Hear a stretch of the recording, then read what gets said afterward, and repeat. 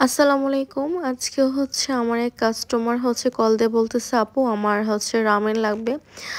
কিন্তু আজকে আমি আসলে কোনো অর্ডারই নিইনি। একদম বিকালবেলা কল দিয়ে বলতেছে যে রামেন লাগবেই তাকে, যেকোনো টাইমে দিতে হবে। কিন্তু আমি আপুকে বলছি, "আপু সরি আজকে আমি কোনো অর্ডার নিচ্ছি না। আমি একটু সিক আরকি।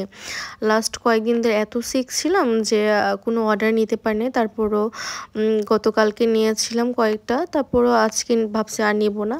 কিন্তু কাস্টমার এত রিকোয়েস্ট করতেছিল যে, "আপু আমার রামেন লাগবে।" উনার বেবিটা কান্নাকাটি করতেছে আমার রামেনের পিক দেখে।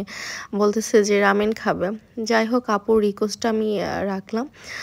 সিক নিয়েও যে কাজ করতে হয় মাঝে, মাঝে যারা বিজনেস করে দেখা যায় হাজার অসুস্থতা থাকলেও তার বিজনেসটা কন্টিনিউ রাখার জন্য কিছু, কিছু জিনিস স্যাক্রিফাইস করতে হয়। ইভেন কাস্টমারদেরকে মন জয় করার জন্য অনেক কিছু স্যাক্রিফাইস করতে হয়।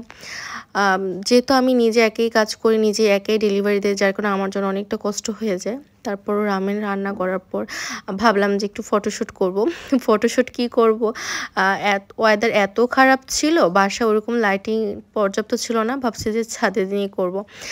গিয়ে দেখি এত বৃষ্টি মানে বৃষ্টি আর বাতাসের কারণে মানে ফটোশুটই করতে পারতেছিলাম না।